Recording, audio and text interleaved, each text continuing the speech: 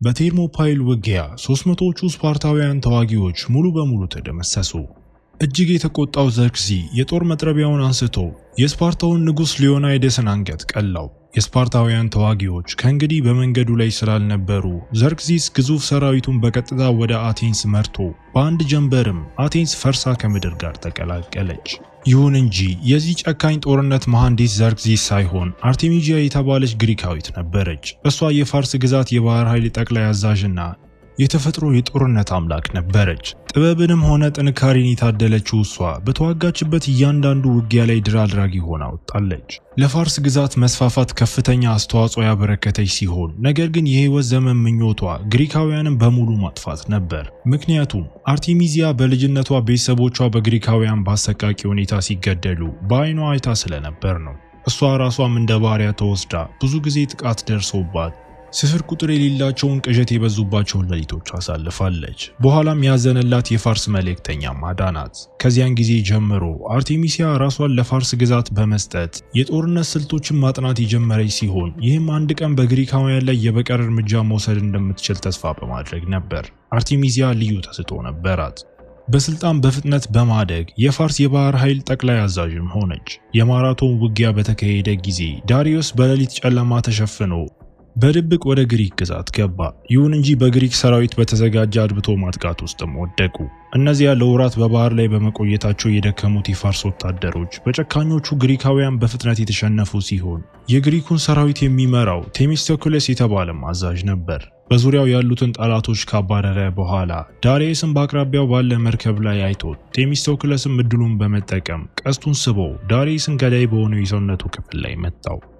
ጊዜው አጭር መሆኑን ያወቀው ዳሪየስ ልጁን ዘርክዚስን የሱን ፈለግ እንዳይከተል ከንቶቹን ግሪካውያንን እንዲተዋቸው፣ ምክንያቱም እነሱን ማሸነፍ የሚችሉት አማልክት ብቻ ስለሆኑ በማለት ማስጠነቀቀው። ነገር ግን ዳሪየስ ንግግሩን ሳይጨርስ አርቴሚዚያ በድንገት ሰይፉን መዛ የዳሪየስን ሕይወትም አጠፋች። ይህም በሕይወት ዘመን አንድ የሚገኝ የበቀል ዕድል መሆኑንና ደካማ ልዑል ታላቅነትን ማሳካት እንደማይችል ታውቅ ነበር። ለዘርክዚስ የአባቱ ቃላት ማስጠንቀቂያ ሳይሆኑ ፈተና መሆናቸውንም ነገረችው። በአርቴሚዚያ ማሳመን ዘርክዚስ የአንድ ጠንቋይ ዋሻ የጎበኘ ሲሆን ዘርክዚስ ስጋዊ አካሉን ትቶ ራሱን እጅግ ለክፉና ለአሰቃቂ ኃይልም አሳልፎ ሰጠ።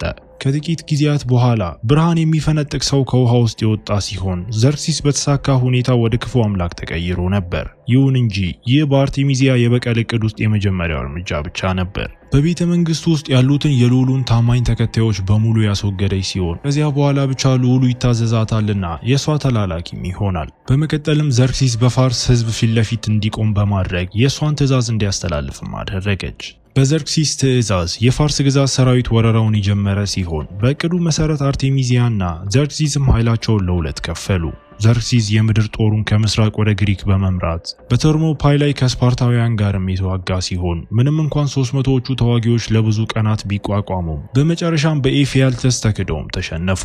ይህ በእንዲህ እንዳለ አርቴሚሲያ ግሪክን ለመቆጣጠር በማለም የባህር ኃይሉን ከምዕራብ ወደ ኤገን ባህር የመራች ቢሆንም ይሁን እንጂ ግሪካውያን በቀላሉ የሚገመቱ አልነበሩም። የባህር ኃይል አዛዣቸው ዳሪየስን የወጋው ያው ሰው ቴሚስቶክሎስ ነበር። በዚህ ጊዜ የግሪክ የባህር ኃይል መርከቦች አስቀድመው ተሰልፈው ፋርሳውያንንም እየጠበቋቸው ነው። አስፈሪ ጠላት የገጠመው ቴሚስቶክለስ ከውጊያው በፊት ስሜትን ቀስቃሽ ንግግር በማድረግ የወታደሮቹ ሞራል አነሳስቶ ግዙፍ ማዕበል በተነሳ ጊዜ የፋርስ የጦር መርከቦች ጥቃታቸውን ጀመሩ። በመቶዎች የሚቆጠሩ የፋርስ የጦር መርከቦች ማዕበሉን እየቀዘፉ ቢመጡም ቴሚስቶክለስ ግን ተረጋግቶ ነበር። እሱ በፍጥነት የጠላትን ስትራቴጂ ተረድቶ የጠላት መርከቦች ሲቃረቡ የግሪክ መርከቦችን ማሰላለፋቸውን ከፈቱ። በመቀጠልም በመርከቦቹ ላይ የነበሩት ወታደሮች ጥቃት ለመሰንዘር ጦሮችን በኃይል እየወረወሩ ከአንድ ዙር የማዳከም ውጊያ በኋላ ቴሚስቶክለስ የታክቲክ ለውጥ እንዲደረግም አዘዘ። በባህር ላይ የነበሩት ትንንሽና ይበልጥ ፈጣን የሆኑት መርከቦች የመንቀሳቀስ ብቃታቸውን በመጠቀም ከባድ የፋርስ መርከቦችን ሲገጩ መርከቦቹ ወደ ባህር ግጌም ሰመጡ። ብዙም ሳይቆይ የፋርስ የጦር መርከቦች በግሪክ መርከቦች ከባድ ጥቃት እየሰመጡ ከባህሩ ላይ ቀስ በቀስም እየጠፉ ይታያል። አርቴሚዚያ የጦር መሪዎቿን ብቃት ማነስ መታገስ ስላልቻለች ስለዚህ የተሸነፈው አዛዥ ወደ ጥልቁ ባህር እንዲወረወርም ስታዝ እናያታለን። በመቀጠልም የግሪክን የባህር ኃይል ለመደምሰስ በመማል ምጡቅ አዛዦችን በመላክ ኃይሏን እንደገና ያደራጀች ሲሆን በማግስቱ ወፍራም ጭጋግ ባህሩንም ሸፈነው።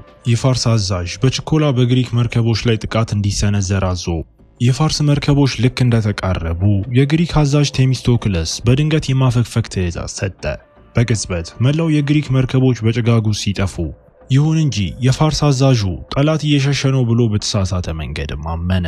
የፋርስ መርከቦች በተደበቁ ቋጥኞች ላይ ሲጋጩ የፋርስ አዛዥ በቴሚስቶክለስ ወጥመድ ውስጥ እንደወደቁ ተገንዝቦ የፋርስ መርከቦች እንቅፋቶቹን ማስወገድ አልቻሉምና አንዱ ከሌላው እየተከታተሉ ከድልድዩ ጋር እየተጋጩ ወዲያውኑ በመቶዎች የሚቆጠሩ የጦር መርከቦች ያንኑ ሲከተሉ በተራራው አናት ላይ የነበሩት አድብተው የነበሩ ግሪካውያንም ጥቃታቸውን ጀመሩ።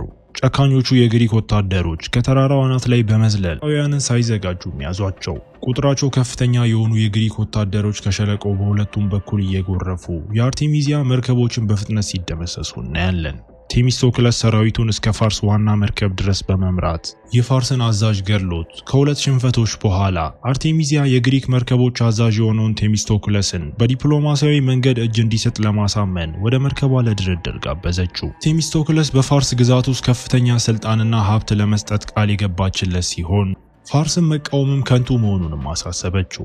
ነገር ግን ቴሚስቶክለስ የአርቴሚዚያን ሴራ ተረድቶ ያቀረበችለትን ሐሳብ በጥብቅ ውድቅ በማድረግ ለግሪክ ያለውን ታማኝነትም አወጀ። ንግግሮቹ ስምምነት ላይ መድረስ አልቻሉም ብቻ ሳይሆን በሁለቱ ወገኖች መካከል ያለውን ግጭት የበለጠ አባባሱትና ለመጨረሻው ወሳኝ ውጊያ መነሻ ሆኑ። በማግስቱ አርቴሚዚያ ቀላል ግን ጨካኝ ታክቲክ በመጠቀም መርከቦቹን በግሏ ስትመራ እናያታለን። አንድ ግዙፍ የጦር መርከብ ወደ ግሪክ አሰላለፍ ውስጥ የገቡ ሲሆን በመርከቡ ላይ የነበሩት ባሪያዎች አንድ ማብሪያ ማጥፊያ አነቃቅተው በፋርስ ግዙፍ መርከብ ዙሪያ ዘይት መረጨት ጀመረ። በአርቴሚዚያ ትዕዛዝ ራሳቸውን የሚያጠፉ ቡድኖች ወደ ባህሩ ዘለው ትልቅ የዘይት ከረጢቶችን በመያዝ ወደ ግሪክ መርከቦች በግዴለሽነት ተመሙ።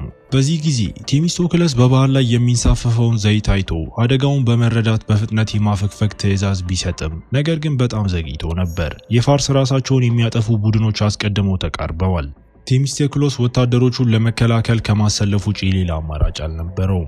ልክ በዚያን ጊዜ አርቴሚዚያ እድሉን በመጠቀም ቀስቷን ስባ በመተኮስ አንድ የግሪክ ወታደር መታች። በመቀጠልም አርቴሚዚያ ሌላ ገዳይ ቀስት በመተኮስ የሌላኛውን ወታደር ልብ ወግታው ወዲያውኑ እንዲሞትም አደረገች። ሁለቱ የሚቃጠሉ ቀስቶች ከሰማይ ወርደው በዘይት በተሸፈነው ባህር ላይ ሲያርፉ ቴሚስቶክለስ ለባልደረቦቹ ለማዘን እንኳን ጊዜ አልነበረውም። የባህሩ ገጽ በእሳት የተያያዘ ሲሆን ግዙፉ የፋርስ የጦር መርከብም ሲቃጠል ይህም በግሪክ መርከቦች ላይ ከባድ ፍንዳታ አስከተለ። በዚህ ጊዜ አርቴሚዚያ ሌላ የእሳት ቀስት አቀጣጥላ ወደ ቴሚስቶክለስ የጦር መርከብ የተኮሰች ሲሆን ኢላማዋ የዘይት ከረጢቱን በጀርባው ይዞ ወደ ላይ የወጣ የነበረው ወታደር ነበር። በቅጽበት የፍንዳታው ድምፅ አካባቢው ላይ ያለውን ነገር ሁሉ የሸፈነው ሲሆን የቴሚስቶክለስ የጦር መርከብ ወድሞ አርቴሚዚያም በመጨረሻ ለረጅም ጊዜ የነበራትን የበቀል ፍላጎት አሳካች። የግሪክ የጦር መርከቦች በሚነደው እሳት ውስጥ ሰመጡና በዚያ ቅጽበት ወደ ባህር ውስጥ ወድቆ የነበረው ቴሚስቶክለስም አይኖቹን ከፈተ። በደብዛዛው ሁለት ግዙፍ ዘንዶዎች በጓደኞቹ አስክሬን ላይ ሲዋጉም ይመለከታል። ይህ ሁሉ ህልም ብቻ ሲሆን እውነታው ግን እሱ መሸነፉ ነበር። ቴሚስቶክለስ በበታቾቹ ለመዳን በመታደሉም ተርፎ እናየዋለን። ነገር ግን የግሪክ ባህር ኃይል ከፍተኛ ኪሳራ ደርሶበታል።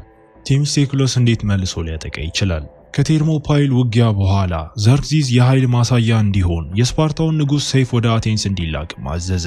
ግሪካውያን እጃቸውን ካልሰጡ እንደ 300ዎቹ ተዋጊዎች አይነት ዕጣ ፈንታ እንደሚገጥማቸው ቢያስጠነቅቃቸውም ሆኖም የማይፈራው ቴሚስቶክለስ እጅ አልሰጥም በማለት ይልቁንም የግሪክ ከተማ ግዛቶችን አንድ የማድረግ ዕድልም ተመለከተ። በሱ ማሳመን ሁሉም የግሪክ ከተማ ግዛቶች የፋርስን ወረራ ለመቋቋም ጥምረት መሰረቱ። ዘርክሲስ አቴንስን ለመክበብ ግዙፍ ሰራዊቱን በሚመራበት ጊዜ መጥፎ ዜና የደረሰው ሲሆን የግሪክ መርከቦች በፍጥነት እየተቃረቡ ነበርና የመርከቦቹ አዛዥ ሌላ ማንም ሳይሆን ቴሚስቶክለስ ነበር። ቴሚስቶክለስ አሁንም በህይወት እንዳለ ስትሰማ አርቴሚዚያ ተቆጥታ መላዋን ግሪክ ለማጥፋት ምላ፣ ነገር ግን አርቴሚዚያ ጦሯን ልታሰማራ ስትል ዘርክሲስም ጣልቃ ገባ። እሱ የጠላት ወጥመድ እንደሆነ ቢያምንም ይሁን እንጂ የፋርስ የባህር ኃይል ጠቅላይ አዛዥ እንደመሆኗ መጠን አርቴሚዚያ ይህንን አሸንጉሊት ንጉስ ከቁጥር አላስገባችውም። በዚህ የተናደደው ዘርክሲስ አርቴሚዚያን ማን ንጉስ እንደሆነ እያስታወሳት በጥፊ ቢመታትም ነገር ግን ግትር የሆነችው አርቴሚዚያ በእቅዷ ጸናች። በመሆኑም ሁለቱ ወገኖች ተቃቃሩና በታሪክ ውስጥ ትልቁ ውጊያ ሊጀመርም ተቃረበ። ፋርስ በመቶዎች የሚቆጠሩ የጦር መርከቦችን ሰብስባ ወደ ግሪክ ባህር የተጓዘች ሲሆን የግሪክ ወታደሮች ግን ቀድመው ተዘጋጅተው ነበር። የተሰዉትን መናፍስት ይዘው ለመዋጋት ያላቸውን ቁርጠኝነት ለማሳየት የወዳጆቻቸውን አመድን በፊታቸው ላይ ቀቡ። በግሪኩ አዛዥ ቴሚስቶክለስ ትዕዛዝ ታላቁ ውጊያ ሊጀመር ነበር። የግሪክ ተዋጊዎች በመርከቦቹ ላይ ያሉትን ገመዶች በፍጥነት ጨበጡና የጦር መርከቦቹ ወደ ፋርስ የጦር ቀጠና በፍጥነትም አመሩ። በቴሚስቶክለስ ትዕዛዝ በመቶዎች የሚቆጠሩ የግሪክ ተዋጊዎች ወደ ፋርስ የጦር መርከቦች በመግባት የቅርብ ውጊያ ጀመሩ። ጋሻ የታጠቁት የግሪክ ተዋጊዎች በከፍተኛ ሁኔታ የተዋጉ ሲሆን የፋርስ ወታደሮች ግን ሊቋቋሟቸው አልቻሉም። ይህንን ያየችው የፋርስ አዛዥ አርቴሚዚያ ወዲያውኑ መንትያ ሰይፎቿን መዛ ምርጥ ጠባቂዎቿንም ወደ ውጊያው መራች። አርቴሚዚያና ጠባቂዎቿ ኃያል ከመሆናቸው የተነሳ የግሪክ ተዋጊዎችም ሊቋቋሟቸው አልቻሉም። በአስቸጋሪ ወቅት ቴሚስቶክለስ የመጨረሻ እቅዱን ለመጠቀም የወሰነ ሲሆን አንድ ጥቁር ፈረስ በድንገት ከመርከቡ ስር ተስፈንጥሮ ወጣ። ቴሚስቶክለስ የጦር ፈረሱን እየጋለበ የጠላትን ሰልፍ ሰብሮ በቀጥታ ወደ ጠላት ዋና መርከብ ያመራ ሲሆን ቴሚስቶክለስ ወደ አርቴሚዚያ እየገሰገሰ ሳለ ፈረሱ በሚያሳዝን ሁኔታም ጥቃት ደረሰበት። ከፈረሱ ላይ ከወደቀ በኋላ ቴሚስቶክለስ በአርቴሚዚያ ምርጥ ጠባቂዎች ቢከበብም ነገር ግን እጅግ በጣም ጥሩ የሆነው የውጊያ ብቃቱን በመጠቀም አንድ በአንድ ጣላቸው። በዚህ ጊዜ ቴሚስቶክለስ የራስ ቁሩን አወለቀና የተቆጣችው አርቴሚዚያ ወደሱ በመንደርደር ወደ ከባድ ፍልሚያም ገቡ። ውጊያው ከባድና አሰቃቂ ነበር። ቴሚስቶክለስ በአርቴሚዚያ ላይ ኃይለኛ ጡጫ ሲያሳርፍ፣ እሷ ደግሞ በፍጥነት በስለት እየቆረጠችው ውጊያው እየተባባሰ ሄዶ ብዙም ሳይቆይ ሰይፎቻቸው በአንዳቸው ሌላው አንገት ላይም ተቆላለፉ። ነገር ግን ፊት ለፊት ተፋጠው ሳለ በድንገት በባህሩ ላይ ቀዝቃዛ ነፋስ ነፈሰ። አርቴሚዚያ ወደ ውጪ ስትመለከት በመቶዎች የሚቆጠሩ የግሪክ የጦር መርከቦች ማዕበሉን እየቀዘፉ ወደ እነሱ ሲጣደፉ ተመለከተች። ድጋፍ ለመስጠት በ10 ሺዎች የሚቆጠሩ ስፓርታውያን ተዋጊዎችን የያዘችው የስፓርታዋ ንግስት ጎርጎ የመራችው ተጨማሪ ኃይል ደርሶ ነበር። ብዙም ሳይቆይ የፋርስ የጦር መርከቦች ሲከበቡ ቴሚስቶክለስ እድሉን በመጠቀም አርቴሚዚያን ወደ መሬት ጥሎ እጇን እንድትሰጥም ጠየቃት። ነገር ግን አርቴሚዚያ እስከ ሞት ድረስ ለመዋጋት ስለመረጠች በመጨረሻም የቴሚስቶክለስ ሰይፍ በሆዷ ውስጥ ሲያልፍም እናያለን። አርቴሚዚያ መሬት ላይ በኃይል ወድቃ በምትሞትበት ቅጽበት ቤተሰቦቿ በግሪካውያን ሲገደሉ የነበረውን ትዕይንት ስታስታውስም እናያታለን። የበቀል እቅዶቿን ማጠናቀቅ ባትችልም እሷ ግን በድርጊቷ መቼም አልተጸጸተችም። የስፓርታ መርከቦች ወደ ፋርስ ባህር ኃይል ሲገሰግሱ የ300ዎቹ ስፓርታውያን ተዋጊዎች መናፍስት የተመለሱ ይመስሉ ነበር። ይህም ግሪካውያንን በበለጠ ጥንካሬ እንዲዋጉ ማነሳሳቸው። የስፓርታዋ ንግስት ጎርጎ በንጉስ ሊዮናይደስ የተተወውን ሰይፍ በመያዝ ወራሪዎቹን የፋርስ ዘራፊዎች በጭካኔ ስትገል እናያታለን።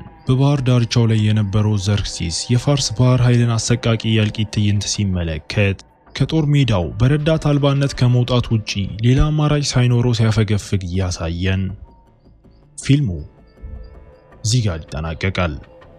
ይህን ፊልም ከ10 ስንት ትሰጡታላችሁ? ሀሳብና አስተያየታችሁን ኮሜንት ላይ ያሳውቁኝ። በቀጣይ ቪዲዮ እስክንገናኝ መልካም ጊዜ